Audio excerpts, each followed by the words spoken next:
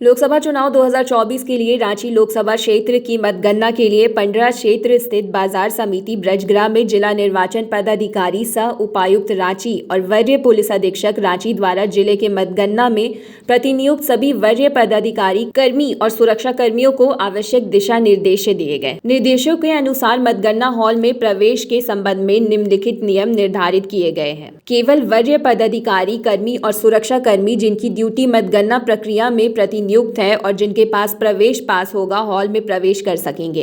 किसी अन्य व्यक्ति को हॉल में प्रवेश की अनुमति नहीं होगी। मतगणना हॉल में केवल आवश्यक सामग्री जैसे कि आधिकारिक दस्तावेज, पहचान पत्र और ड्यूटी संबंधी उपकरण ले जाने की अनुमति होगी। किसी भी प्रकार के मोबाइल फोन, कैमरा या अन्य इलेक्ट्रॉनिक उपकरणों का प्रवेश निषेध होगा। मतगणना हॉल में प्रवेश से पूर्व सभी जितने भी व्यक्तियों का मतगणना हॉल के लिए प्रवेश पत्र होगा गहन जांच की जाएगी ताकि सुरक्षा सुनिश्चित की जा सके। सभी को जांच प्रक्रिया में सहयोग करने की आवश्यकता होगी। इसके अतिरिक्त यह भी निर्देश दिया गया है कि सभी वरीय पदाधिकारी और कर्मी मतगणना की पूर्व प्रक्रिया का आज ही रिहर्सल करेंगे। इस रिहर्सल का उद्देश्य यह सुनिश्चित करना है कि कल की वास्तविक मतगणना प्रक्रिया बिना किसी बाधा के सुचारू रूप से संपन्न हो सके। इस प्रकार के सख्त दिशा निर्देश और पूर्वाभ्यास से यह सुनिश्चित किया जा सकेगा कि मतगणना प्रक्रिया निष्पक्ष और पारदर्शी रूप से संपन्न हो और किसी भी प्रकार की अव्यवस्था या सुरक्षा संबंधी समस्या उत्पन्न ना हो। कल मतगणना का कार्य संपन्न होना है और इस हेतु पंडरा स्थित बाजार समिति में सारी तैयारियां संपन्न करा ली गई हैं। इस बाजार समिति के प्रांगण में जैसा कि आप देख सकते हैं कि बाएं तरफ और दाहिने तरफ स्ट्रॉन्ग रूम्स बने हुए हैं, जहां रांची लोकसभा क्षेत्र के अंतर्गत आने वाले सभी 6 विधानसभा क्षेत्रों के लिए पृथक पृथक स्ट्रॉन्ग रूम्स बनाए गए हैं। कांके विधानसभा, रांची विधानसभा, हटिया विधानसभा, खिजरी विधानसभा, सिल्ली विधानसभा तथा सरायकेला जिला के ईचागढ़ विधानसभा के ईवीएम मशीन्स यहाँ पे सेफली सिक्योर करके रखे हुए हैं। सभी सीसीटीवी कैमरास के निगरानी में है और जहाँ पर चाक चौबंद व्यवस्था सीआरपीएफ तथा बीएसएफ के जवानों के दिशा निर्देश में सुरक्षा प्रदान की जा रही है। काउंटिंग डे के दिन इन सभी 6 विधानसभाओं के लिए 6 अलग अलग काउंटिंग हॉल्स बनाकर रखे गए हैं। इन सभी 6 हॉल्स में निर्धारित संख्या में टेबल्स स्थापित किए गए हैं। किन्हीं काउंटिंग हॉल में 17 टेबल्स हैं, किन्हीं काउंटिंग हॉल्स में 29 टेबल्स हैं। टेबल्स की संख्या का गणना इस आलोक में किया गया है कि उस कंसर्न विधानसभा में कुल कितने पोलिंग स्टेशंस हैं। जिस विधानसभा में अधिक संख्या में पोलिंग स्टेशंस हैं उस संख्या में माननीय भारत निर्वाचन आयोग की अनुमति से काउंटिंग टेबल्स की संख्या को बढ़ाया गया है। इसके पीछे यह उद्देश्य रहता है कि कम से कम राउंड्स में पूरे विधानसभा की काउंटिंग समाप्त हो और इस दृष्टिकोण से पूरे लोकसभा की जो काउंटिंग होती है वो एक निर्धारित राउंड्स के बाद समाप्त हो जा सके। इन 6 विधानसभा के काउंटिंग हॉल्स के अतिरिक्त एक separate counting hall postal ballets की गणना के लिए बनाया गया है। जैसा कि आप अवगत हैं कि 4 संस्थाओं से पोस्टल बैलेट्स प्राप्त होते हैं। एक भारतीय सेना के जवानों के द्वारा जो पोस्टल बैलेट कास्ट किया जाता है, उनके अधिकारियों के द्वारा कास्ट किया जाता है, वह ETPBS के माध्यम से प्राप्त होता है, electronically transmitted postal ballot system.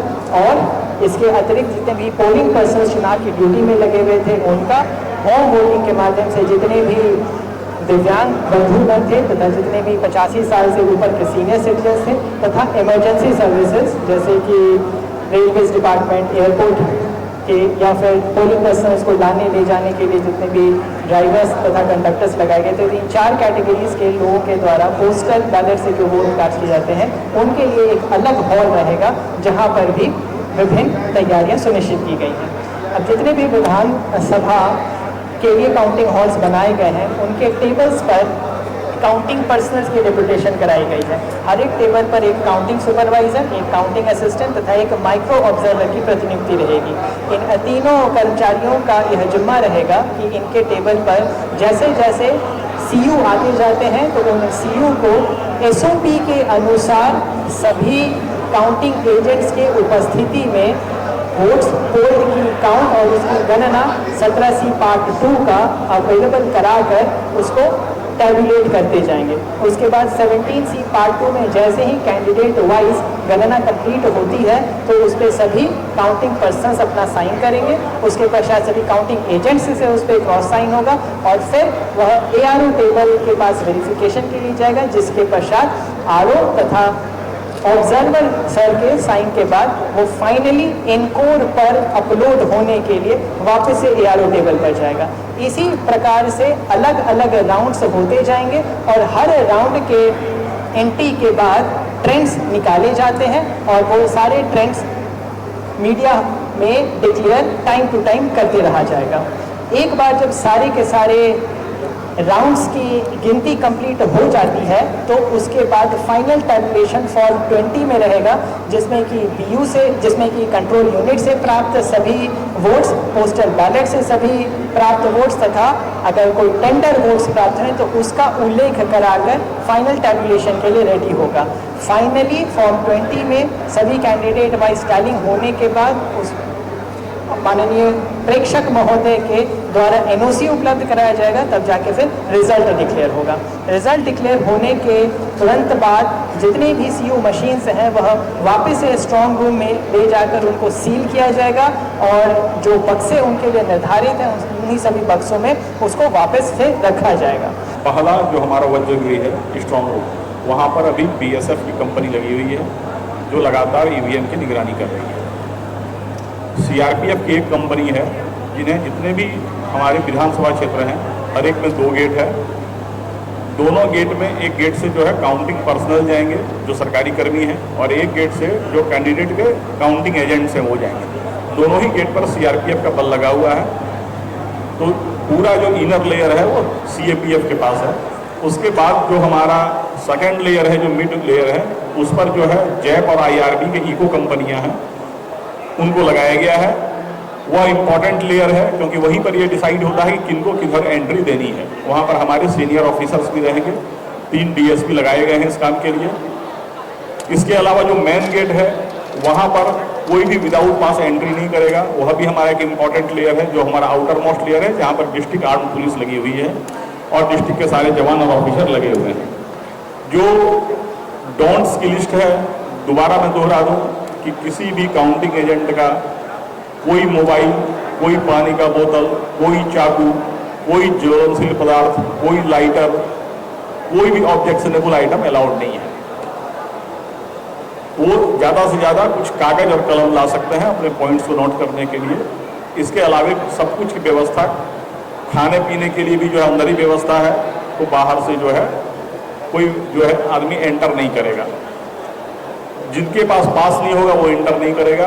7 category of people यहाँ पर आने हैं। मैं दोबारा आपको बता रहा हूँ। पहला एक जो डिप्लॉयड पुलिस ऑफिसर एंड पुलिसकर्मी हैं, दूसरे जो काउंटिंग स्टाफ है, जो गवर्नमेंट स्टाफ है, कंट्रोल यूनिट कैरियर जो स्टाफ आएंगे हेल्प करने के लिए, जो कंट्रोल यूनिट को स्ट्रॉन्ग रूम से ले जाकर वहाँ पर ले जाएंगे। चौथा मीडिया है। 5वां जो सीनियर डिस्ट्रिक्ट के ऑफिसर्स हैं और जो कैंडिडेट या उनके इलेक्शन एजेंट या काउंटिंग एजेंट्स हैं। और इसके अलावा और किसी का यहाँ पर एडमिशन अलाउड नहीं है इस कैंपस में। दूसरी बात कि जो हमने सफिशिएंट मात्रा में यहाँ पर जो है क्विक रिएक्शन टीम्स रखी हैं। अगर कोई इवेंचुअलिटी आती है तो उसको एड्रेस करने के लिए हमारी 3 QRT जो है यहाँ पर रहेंगी। इसके अलावे शहर में बहुत सारी QRT रखी गई हैं। अगर कोई विजय जुलूस निकलता है तो वो परमिशन लेके निकलेगा और विजय जुलूस को स्कॉट करने के लिए भी पुलिस फोर्स और पुलिस अफसर को लगाया गया है। सबका डिटेल्ड ऑर्डर निकला हुआ है। मेरा विश्वास है बिल्कुल शांतिपूर्ण और सही तरीके से काउंटिंग की प्रक्रिया पूरी होगी।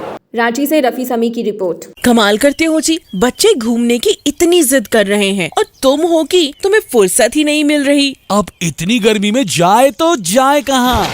इस गर्मी में मस्ती और फन का आ गया है परफेक्ट डेस्टिनेशन, वाइल्ड वादी, जहाँ है water park, bird park, flower park, trampoline park, amusement park, 250 feet लंबा, जिप लाइन और क्रिकेट स्टिमुलेशन का खूबसूरत नजारा। वाइल्ड वादी, 10 माइल चौक, रांची। वाइल्ड वादी यानी अनलिमिटेड फन और अनलिमिटेड मस्ती।